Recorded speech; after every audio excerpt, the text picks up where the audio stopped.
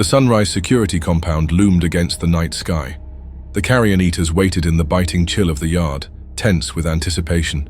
Their reason to be here constantly brought back into their minds the sting of their defeat against the Midnight Fiends.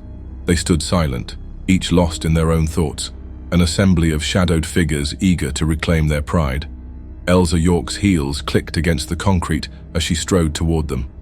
In a crisp black suit that accentuated her imposing presence, the CEO of Sunrise greeted the Carrion Eaters with a polished and faintly amused expression. Well then, I trust you're all rested and prepared for the encore. We are more than ready, Miss York. Wade answered back, though the tension in his shoulders betrayed his readiness for action. Without further words, Elsa motioned for them to follow. She led them to a sleek, obsidian-colored car parked beneath the compound's floodlights. Its dark surface gleamed almost predatory. It looked more like a weapon than a vehicle, reinforced steel plating, custom engine enhancements, and a sleek design engineered for maximum speed and endurance. Leon's smirk faltered, replaced by something akin to reverence, as he ran his hand along the car's hood. Never thought I'd see something with these specs outside a dream. Consider it your chariot to vengeance, Mr. Driver. The businesswoman moved to the car's trunk and lifted it to reveal an impressive weapons cache nestled within.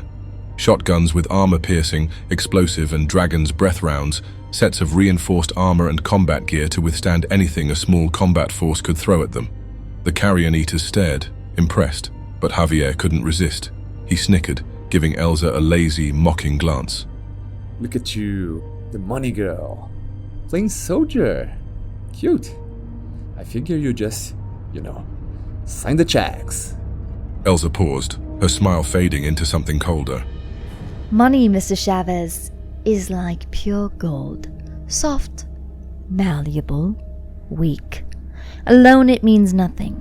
It is only when combined with other harder metals that it becomes truly resilient and useful.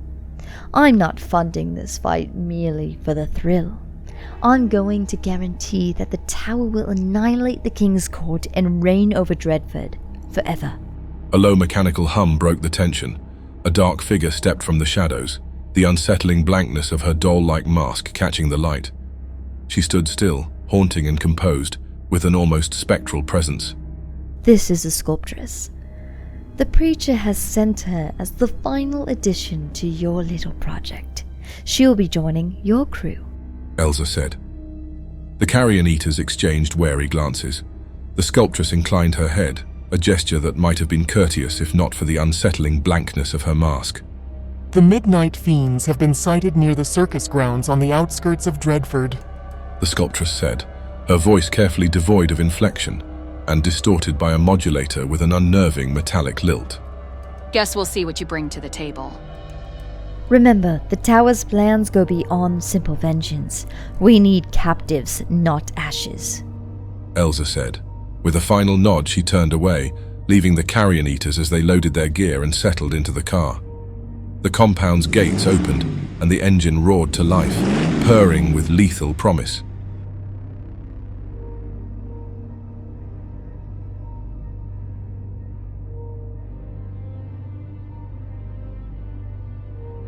The clearing was bathed in the faint moonlight. Far behind, the massive circus tent stood as a threatening reminder of the danger the Midnight Fiends had just escaped from. Tom moved back a few steps and set down the staked Dagon they had captured in the eternal reverie. Tom's hands flexed, his stance brimming with anticipation, as he straightened and prepared himself for what was to come as he faced the Carrion Eaters. Each side waited for the other to make the first move. Oliver took a step forward. His calm gaze quickly swept over the Midnight Fiends. Last chance to retreat, he said to the Carrion Eaters in challenge. With that, a ripple of movement ran through both groups. Muscles tensed, fingers twitched, and eyes sharpened with focus. Then, as if by a shared signal, both sides exploded into action, surging toward one another in a fierce clash of power and speed. Oliver immediately felt the dragon's power stirring inside him, clawing to be unleashed. The Nephilim within, that lurked just beneath. It was scary to rely on it. What might it demand? This time, we fighting one-on-one, Dragon Boy. Javier taunted, raising his arms with a casual menace that belied the raw power he wielded. Oliver drew his shotgun, but before he could shoot, The weapon was lifted from his hands and thrown away. Come on, man. I want to crush you while you're trying your best. Javier said. Oliver realized he no longer had the luxury of restraint. With a guttural roar, he embraced his demonic form, feeling his body twist and expand. In an instant, Oliver's form had shifted into something monstrous, a draconic figure standing against the night with the fury of an ancient beast. Javier's lips curled with dark delight. That's more like it. With a call from his psychic powers, a jagged piece of metal lifted from the ground, levitating just above his palm. He flicked his wrist immediately, flinging it. Oliver lunged, claws outstretched, as the metal darted past his shoulder, grazing his scales. He charged forward, sweeping his arm in a wide arc, but Javier sidestepped, his movements fluid and controlled. With a mental effort, the Morrigan sent shards of glass, twisted metal, and large scraps of debris from the recent car wreck spiraling towards Oliver in a deadly cloud. A brutal exchange began, Oliver's massive claws tearing through the debris as Javier sent it hurling toward him in a relentless barrage. A knife slashed across Oliver's arm, and then another nicked his jaw, drawing a hiss from him. But he pressed forward, his draconic fury unyielding, ripping through the wreckage as he fought his way closer. Is that all, Oliver? For a dragon, you're looking a bit way down. Javier laughed, exhilarated. Tom and Wade had faced each other before. Both men knew the other could be a serious threat. Tom glowered, his fists clenched, each muscle wound tight with tension. Wade, leaner and quicker, met him with a cold, calculating stare, studying his opponent. Both Nosferatu clashed, fists and elbows meeting with the sound of flesh striking flesh. Wade was lightning fast, weaving and ducking, while Tom's powerful strikes were methodical, like a sledgehammer swinging in wide arcs. With each bout, they seemed more evenly matched. As they grappled, Tom's voice broke through the grunts and the sound of fists hitting bone. Have you figured out who killed your father? Tom taunted, his tone almost sympathetic, though his fists showed no mercy. Wade sneered, sidestepping a heavy blow. I found something else. You'll never be a father again, Tom. You don't have a life to return to. They've moved on, your family. Another man holds them now. They've forgotten you. The words hit like a punch to Tom's gut. For a second he faltered, his mind flashing to the faces he'd once known and loved. Wade saw the opening and pounced, delivering a brutal, rapid combination of blows, each one calculated to wear Tom down, to punish him. How does it feel? To know your family doesn't need you. Or even worse, to know that they need you, but you cannot be there for them. That someone else has taken your place as father and husband. Pamela circled Stephanie with the confidence of a predator, certain of its prey. Her gaze was fierce, her lips twisted in a smirk that conveyed equal parts amusement and disdain. Back for more, Stephanie? I thought I'd beaten you well enough last time. She taunted, her voice a low, mocking growl. But Stephanie, her face calm and unflinching, merely raised her weapon, a shadow-forged blade, newly crafted and shimmering with dark energy. This time, she looked different. Her stance was poised, her eyes cold. Whatever fears or hesitations had once plagued her seemed gone. Pamela lunged, throwing herself at Stephanie with brutality. Her fists were blurs of motion, each punch cracking the air. Yet Stephanie remained steady, calmly sidestepping each attack. Her shadow-forged sword met Pamela's blows with quick, calculated precision, deflecting and countering every strike. Pamela absorbed the hits at first, her supernatural endurance dulling the pain, allowing her to push through. But with each exchange, Stephanie's strikes seemed to grow in force, the dark energy pulsing with intensity. Pamela hissed, frustration boiling over. Is that all you've got, little girl? She spat, launching herself again, her movements feral and wild. But this time, as she moved in, Stephanie's free hand twisted in the air, summoning a shield of shadows that rose between them, a dense, impenetrable barrier. Pamela's fists crashed against it, her blows shuddering through the clearing. But the shield absorbed each impact without so much as a crack. Pamela's sneer faltered as she pummeled the shield again, her knuckles aching against the barrier that refused to yield. Tired already? Stephanie asked quietly, her tone icy. Isabella squared off against Leon, her body tense with exhaustion and thirst burning at her core. Her wrist throbbed, still smarting from her earlier battle with the Dagon, but she refused to let it show. Leon, quick and cocky, darted around her like a wraith. He grinned as he closed in, clearly relishing his advantage in speed. You're looking a bit slow there. He taunted, slipping just out of her reach, a blur in the dim moonlight. Isabella narrowed her eyes, refusing to give him the satisfaction of a response. She tapped into every ounce of her Leviathan training, drawing on every trick Obadiah had taught her. He had trained her briefly on how to fight against faster vampires. With her vampiric speed and fighting knowledge, she managed to anticipate his strikes, countering with swift, calculated movements that forced him to constantly adjust. The fight became a furious, mesmerizing dance, both of them twisting and lunging, dodging and striking. Leon's attacks were sharp and sudden, designed to keep her off balance, while Isabella's counters were fueled by fierce determination, her every movement a testament to her fighting spirit. She was tired, low on blood, yet each time he thought he had her cornered, she defied him, slipping just out of reach, pushing him to dig deeper. Julio squared off against the sculptress.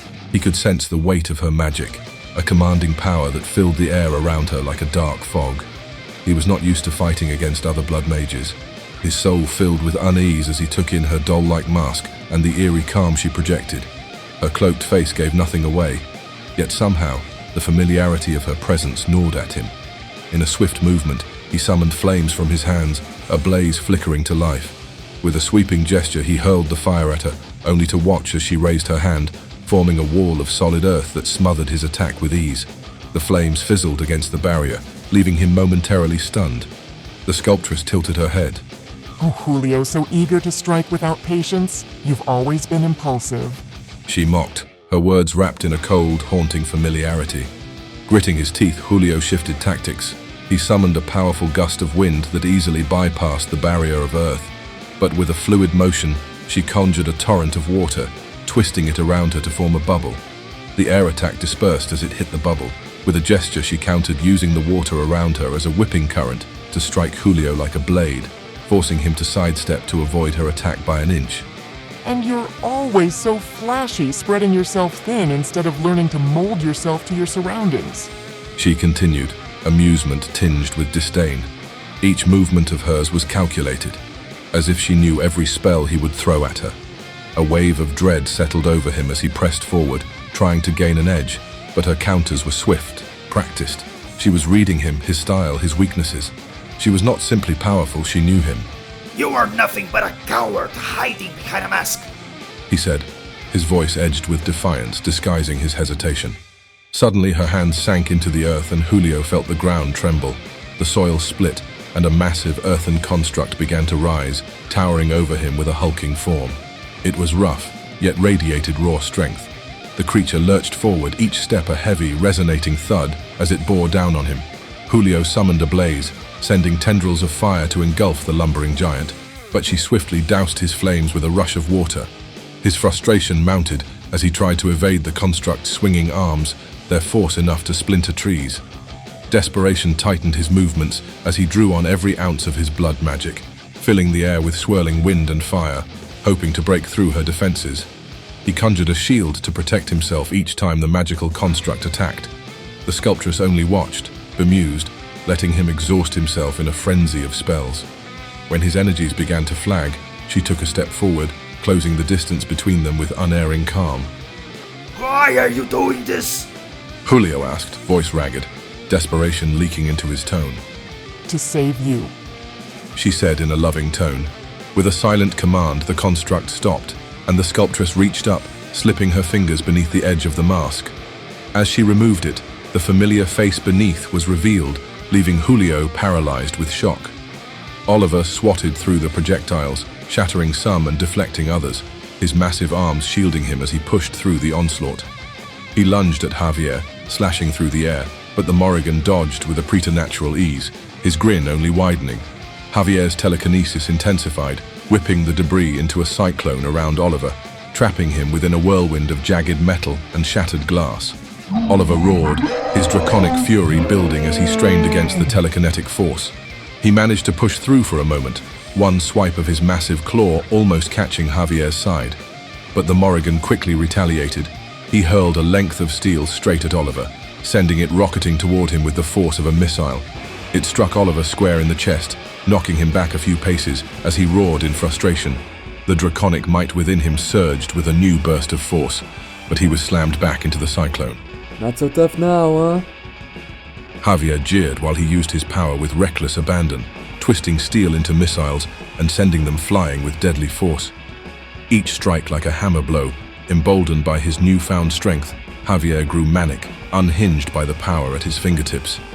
There were no headaches this time, no strain, only an unbroken flow of raw, devastating energy.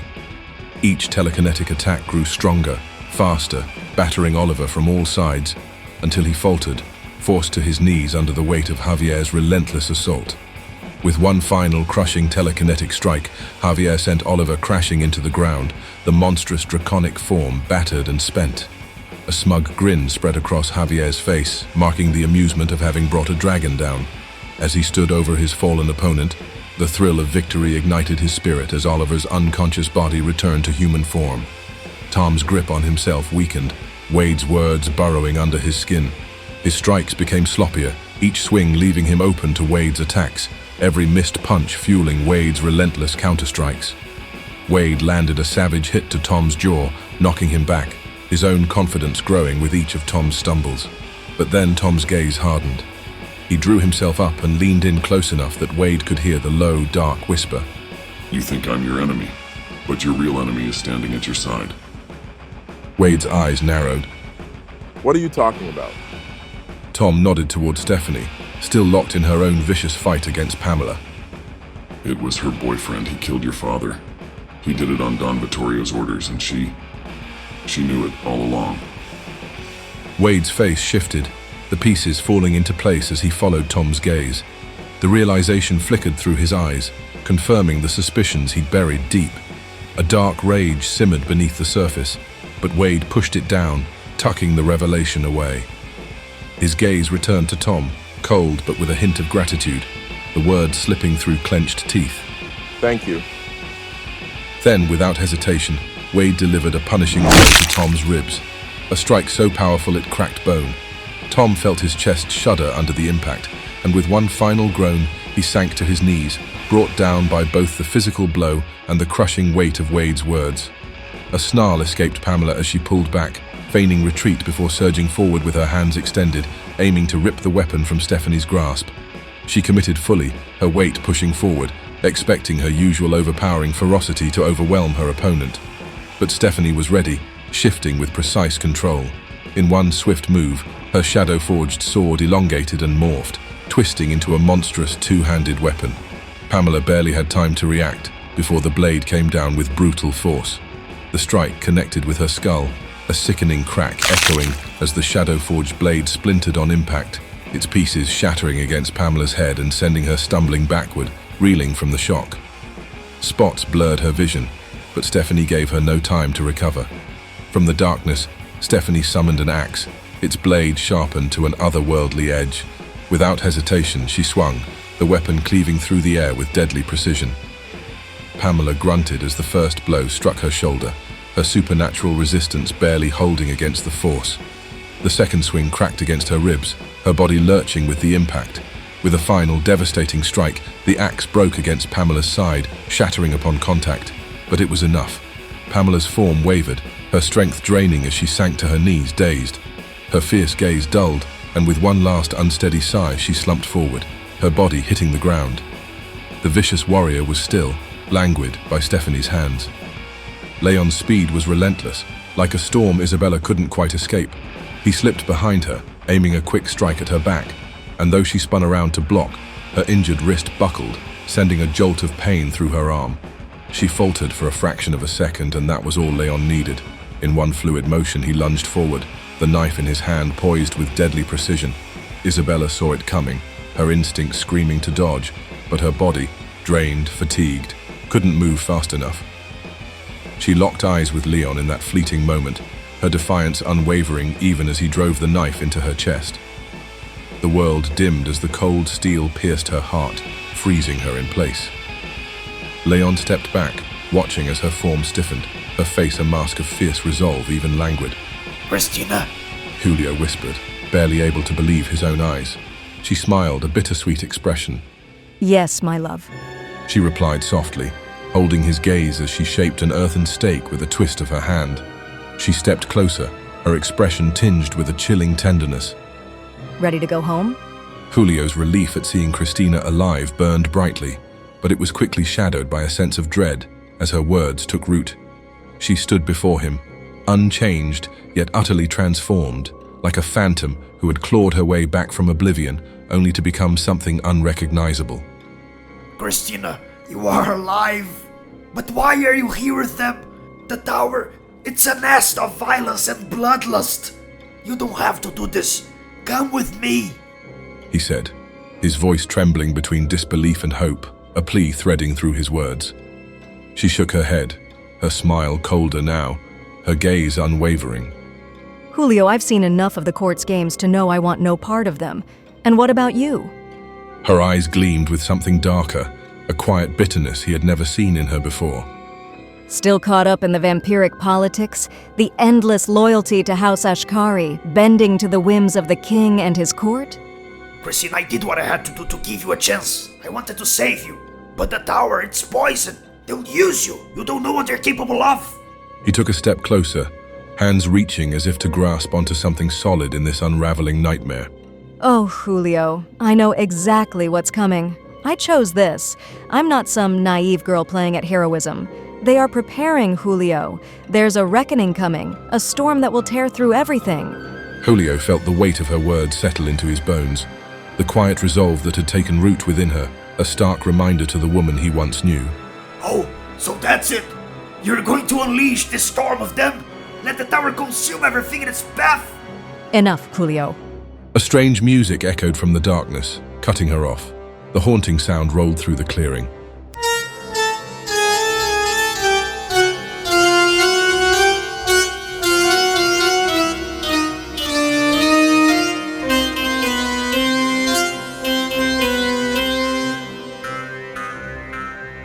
What a show, everybody!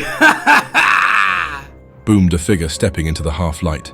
Pagliacci, his laughter, high and mocking, reverberated through the clearing as he took center stage, his dark eyes gleaming with deranged excitement. Behind him, other vampires of the circus emerged, each one garbed in a grotesque costume, eyes alight with predatory intent. On one side, a towering vampire held a chainsaw, revving it with a terrifying growl that harmonized with the rising tension. Two trapeze artists swung down from unseen perches in the trees, their movements impossibly graceful, almost supernatural as they twirled with lithe precision. A cloaked enchantress waved her hands, the shadows themselves swirling at her command, weaving dark tendrils that writhed and pulsed like living things. Blades spun through the air from a juggler who was juggling enchanted knives, each one glinting with a deadly edge as they flickered in and out of the light, aimed ominously in the direction of the Carrion Eaters. Meanwhile, the Beastmaster held monstrous animals at bay, creatures whose eyes glowed and fangs bared in primal hunger. A vampire of short stature, wearing a midget's costume and flashing a devious, sharp-toothed grin, strutted forward with sinister delight. As they all formed a semicircle around the Carrion Eaters, their eyes gleamed, anticipating the mayhem to come. Pagliacci tilted his head, an unnerving, slow movement. And now for the grand finale!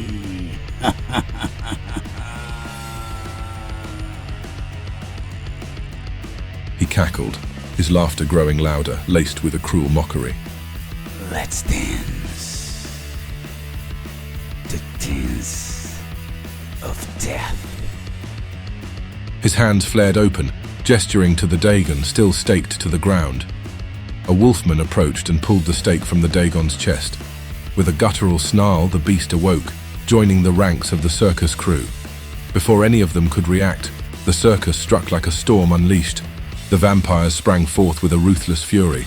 Pagliacci's sinister laugh echoed as he launched himself into the fray, claws extended and deadly as he bore down on the Carrion Eaters. The vampire's chainsaw roared as he swung it with lethal precision. The trapeze artists somersaulted through the air, landing with cat-like agility as they struck and vanished, their movements impossible to track. Javier attempted to dodge Pagliacci's vicious assault, but the clown was unrelenting, his supernatural agility and ferocity unmatched. With a swipe of his claws, Pagliacci caught Javier across the chest, sending him staggering back, and with a bite from elongated sharp teeth, he left Javier motionless and languid. Stephanie was attacked by the vampire with the chainsaw with a brutal swing. She tried to block the incoming strikes, but with each swing her defenses weakened. Finally, the chainsaw ripped through her weapon and drove into her shoulder. She let out a gasp and the vampire hit her with his fists, knocking her out. Wade, still on edge after his battle with Tom, caught sight of two trapeze artists who darted around him like shadows. They struck with precision, their supernatural speed making them nearly impossible to counter. Wade swung in frustration, his strikes meeting empty air as they dodged and taunted him. One artist landed a brutal strike against his ribs, and the other kicked the back of his knees, forcing him to kneel. Before he could rise, a swift blow to the back of his neck left him slumped forward, as he was sent into a languid state. Christina, in the midst of her confrontation with Julio, barely had time to react as the Beastmaster's creatures descended on her. She turned, casting a deadly glare at her attackers, but the snarling creatures were relentless. Claws and fangs tore into her, each beast striking with predatory instinct. She managed to deflect the first wave. Her earth construct hit some beasts that were approaching her, sending the creatures reeling. But a second wave of beasts lunged, catching her arm with its fangs and yanking her down. The creatures pressed forward, overwhelming her as she struggled against their weight. Her strength faltered, and with a final furious glare she fell languid, her body motionless beneath the snarling pack. Julio tried to summon a wall of fire, aiming to drive the beasts away from Christina, but he staggered as a blade embedded itself in his side, his blood seeping from the wound. The enchantress stepped forward, weaving a spell of dark shadows that coiled around Julio's limbs, pinning him in place. His gaze met Christina's, her face a cryptic mask, as he felt the shadows tighten, drawing him down into the darkness. His last breath was spent on a whispered plea before he too fell languid, leaving only silence in the wake of the circus's brutal efficiency. Leon, watching his crew succumb to the onslaught, made a split-second decision. The car they had come in was just a few yards away. He ducked, dodging the wolfman's attempt to grab him. He bobbed and weaved past the Dagon and sprinted toward the vehicle, his feet pounding against the earth. He dove into the car, slamming the door shut, just as a burst of knives hit the rear windshield. Leon started the engine, tires screeching as he sped into the night, the circus vampires trailing him momentarily before vanishing back into the shadows.